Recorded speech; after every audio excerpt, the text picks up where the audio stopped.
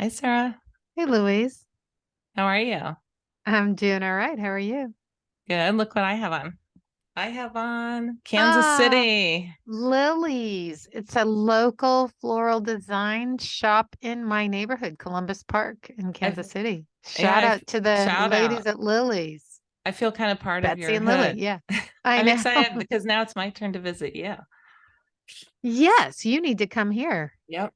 So now, But new season. Yeah. wait until spring. We don't really have a spring. It goes right. It seems these days, summer to winter, winter to summer, Yeah. You're with a just going. couple of nice days in between. Yikes. Yeah. I just read about sushi and the warming of the waters, and I love sushi. And I was like, Mm. I'll send you that. Well, Ugh. I mean, season five, what?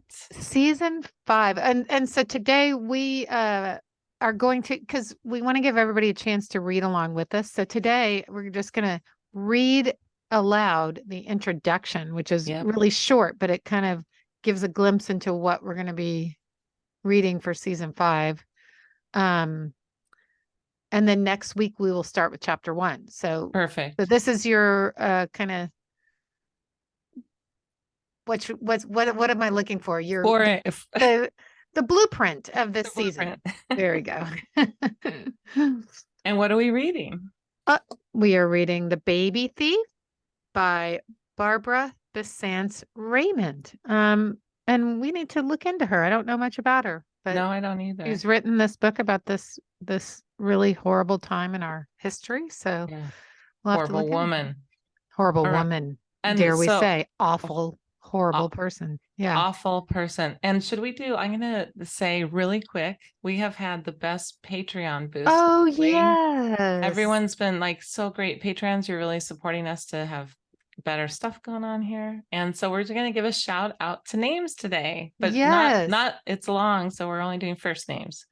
So thank you to our Patreons, Laura, Barbara, Ramona, Linda, Blonde Records, Daphne, Denise, Michelle, Emily, Linda, John, Eric, Beth, Ron, Tony, Krista, Kristen, Jane, Kelly, Sandra, the Harpy, Kristen, Lisa, Michelle, Jesper, Julie, Reeve, Robert, Colleen, Janet, Robin, Lynn, Mickey, Sharon, Carol, Elizabeth, Diane, Dara, Jen, Thomas, Michael, Cindy, Monica, Allison, Lenora, Sandra, Noreen, and Heidi. Oh, and Catherine. New one yesterday. Catherine. Yes.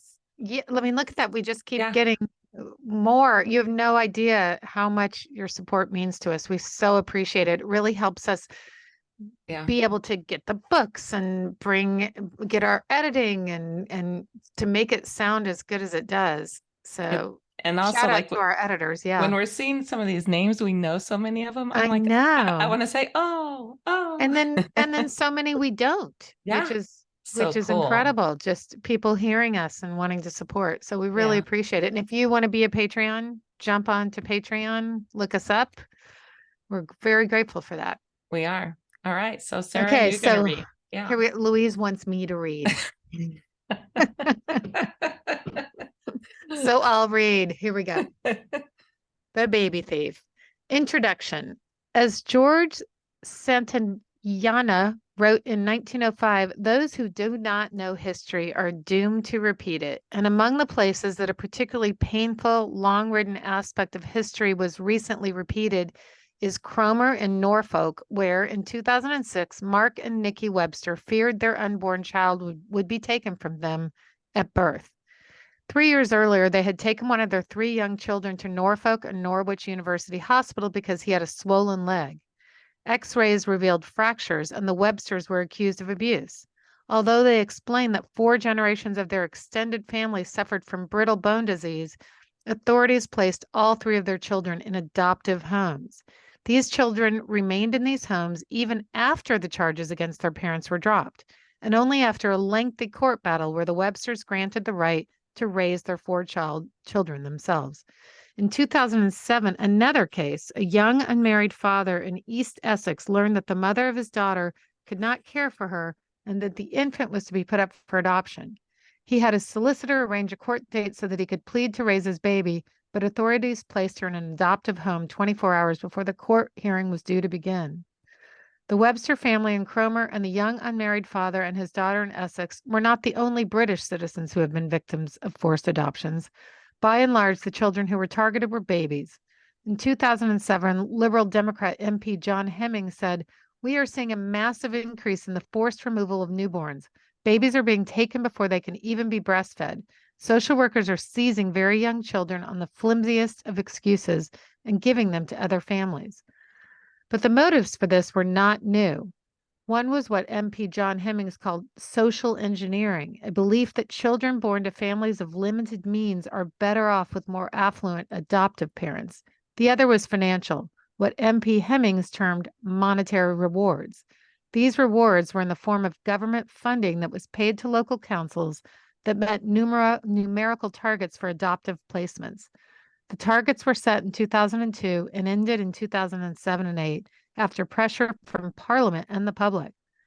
The purpose of the targets was to increase the number of adoptions of older children languishing in foster care, but the apparent effect was the increase of the number of adoptions of babies who are much in demand from adoptive parents, and the decrease of the number of adoptions of children over the age of 6.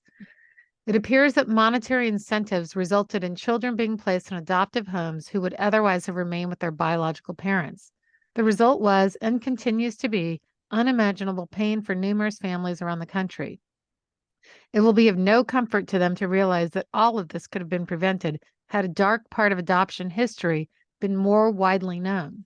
For the same kind of injustices visited on British parents in recent years were inflicted on American families decades ago by a lady who, until recently, evaded historical notice. Her name was Georgia Tann. Following is the history she worked so hard to conceal. It gave me chills. Look, I have chills. Yes. This is 2000s. And we do have a little prologue that we can either read now or just discuss it next week. It's kind of just the history of Georgia. Yeah. So we can save that for next week and combine the prologue and the chapter 1. That'd be listeners, great. Whoever's joining along in this journey. And great reading, by the way. I would like to tell you that while you were reading, because I've read it, we've both read it, it hit me again. First of all, we should say thank you to John Hemmings or whoever, because he's thought like, hi, something bad here is going on. Yeah. This is in the 2000s. I know. I mean, so that's pretty interesting. And then one other thing, just that the couple couldn't keep their 4 children. They kept one of the 4 children. Mm-hmm. So other people are raising these kids with brittle bone disease. Did it not say that they got them, that they were able to finally raise them? Just the one. They got to raise their 4th child themselves. Oh. Can you handle it? Right? So the other 3 remained out in adoptive homes. They're children. Unbelievable. This is not this isn't like, oh, we're talking about the old times here. Hello. No, yes, exactly. I'm glad we're doing this. Well, book, as we, after hard. talking about American Baby, and talking to Gabrielle, we know that nefarious practices continue to this day. Yeah. And articles are coming out daily on, just this week, an article about South Korea and adoptees, and, other countries are starting to reckon with this stuff. If only ours would follow suit. Maybe they will. Because of our podcast. If we're loud enough, yeah. Okay, so now we have Rita coming on. This is good. Such a good episode. Yes. Yeah. All right. See you soon. See you in a minute.